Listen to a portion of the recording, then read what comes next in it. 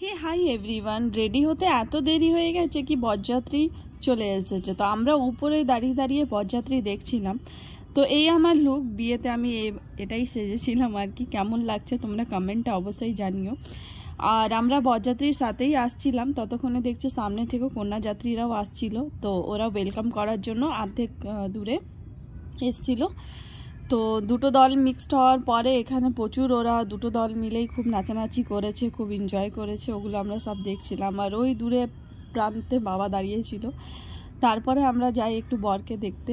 বিয়ের সময় বর বউকে দেখার মজাটাই আলাদা। একটু কি কেমন লাগছে একটু দেখি। রেগুলার তো দেখে দেখে অভ্যাস যে কেমন নর্মাল একটা বিয়ের সাজে সবাইকেই ভাল লাগে।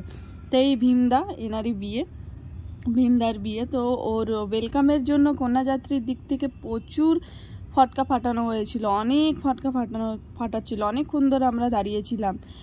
আর সুমিত্রাদির মুখ থেকে পরে শুনলাম যে এরা একে অপরকে ক্লাস 11 থেকে জানে।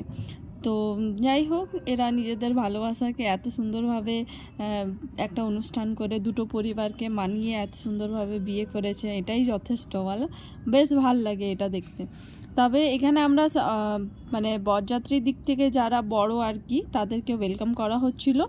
আর এখানে মেয়েকে নিয়ে চলে আসা হয়েছিল, আর কন্যাযাত্রীরা সবাই বসে গেছিলো। তারপরে মালা বদল হয়েছিল।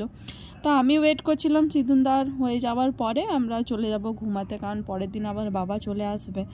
তো এখানে সিঁদুরদান হয়েছিল মোটামুটি ওই দুটো রাত্রেবেলায়।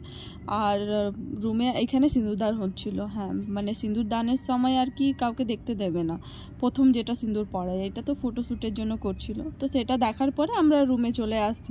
3টে বেজে গেছিলো প্রায়। তো ছোট্ট একটা ভিডিও ছিল, কেমন হয়েছে অবশ্যই জানি।